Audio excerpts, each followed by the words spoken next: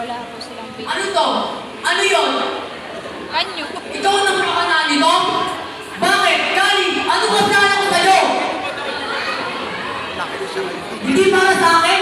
Kanino? Kay Gio? Nag-iisip ka ba, Kali? Kung may problema kayong dalawa, hindi sana kayo nagdadamay. At di na yung nangyari ngayon. Nawala ko ng kasal.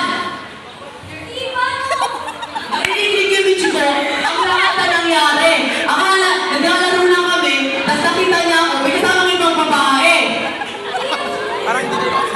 Eksena siya mo. Hindi na tayo magkaibigan dahil ibang-iba na ikaw ang nga nakilala ko dati.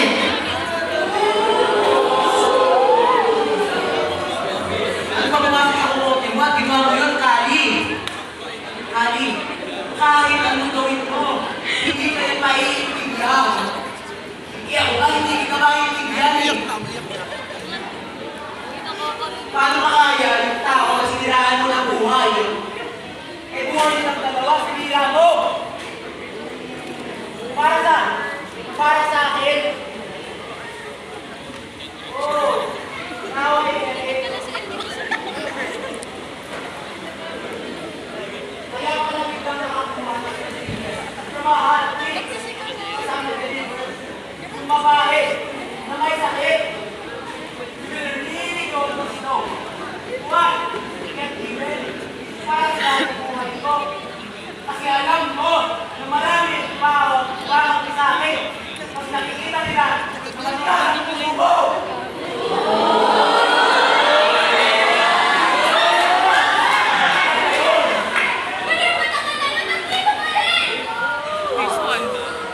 One time. One is eight.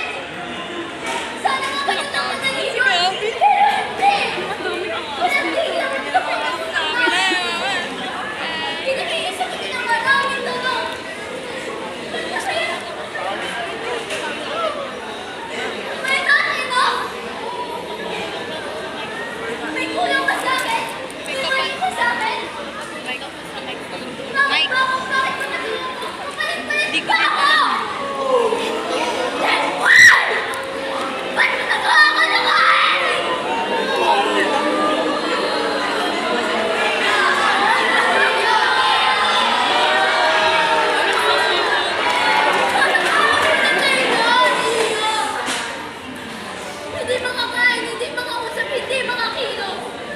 Hanggang isang araw, pagising yung wala na scholarship ko. Nakakalap kayo ng maintenance. Sabi ko, hindi mo kapatid. Kaya yun, iba't bahay, Tita David na ni-rescue. Kaya ko lang kasi wala kumuha ko na niyo. Kapatid ka na naman. Windak na naman ang buhay ko. Sorry, Jimmy. Gusto ko na pinagpunan na lahat. At kumarin ka. Para mawala yung sakit.